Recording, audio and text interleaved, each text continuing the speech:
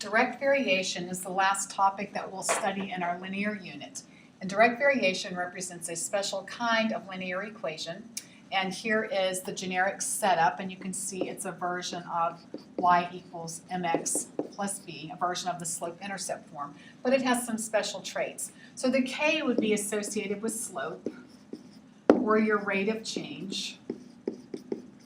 The k is also called the constant of proportionality,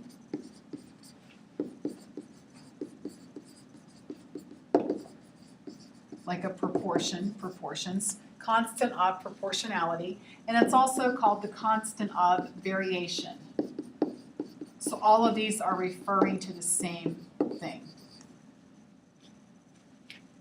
The difference is the direct variation equation differs from our typical slope-intercept form equation because the y-intercept, or the b, is always 0.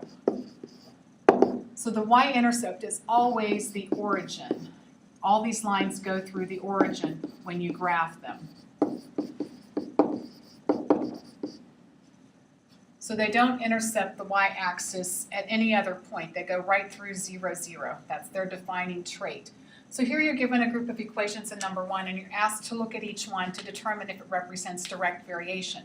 Number 1 does not represent direct variation because it goes through the y-axis at positive 9. Number 2, or b, actually does represent direct variation.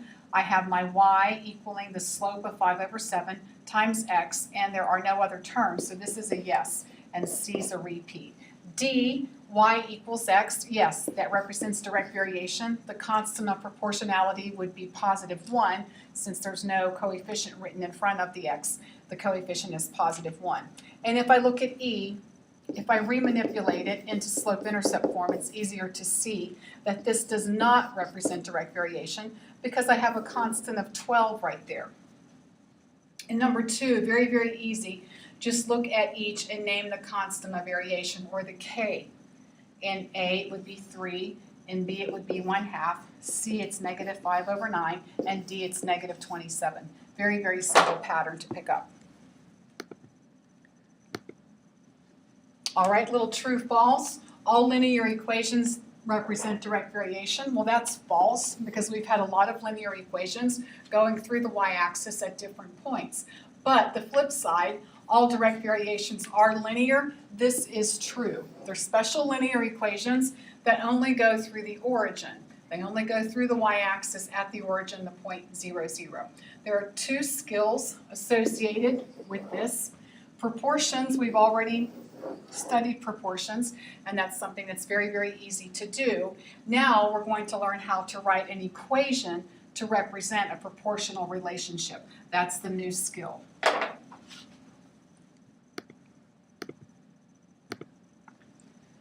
And here we have a set of instructions. Y varies directly as x. Write a direct variation equation that relates x to y. So here's my generic form of a direct variation equation, and I have a y value and I have an x value.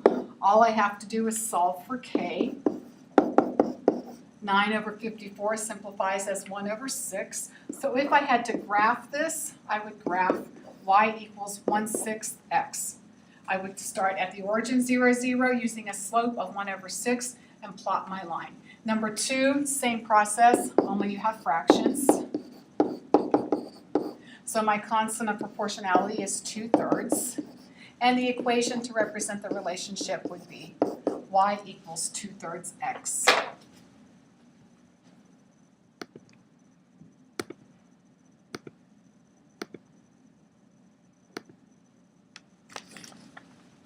Word problems.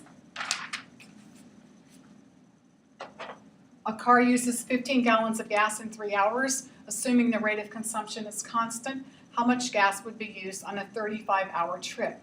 Well, very easy to solve this using proportions. So you could do hours over gallons equaling hours over unknown gallons. And when you cross multiply, you quickly see that the gallons would be 175. So that's an old skill, easy to do, very important skill to have. But now we're going to add on the equation that would be associated with that proportional relationship.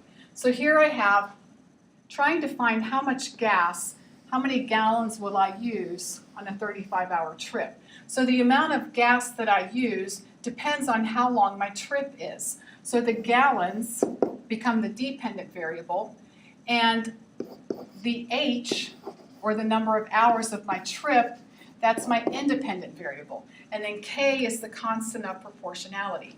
So my G, the gallons, would be associated with Y, and the hours would be associated with X. And I could just use the 3 and the 15.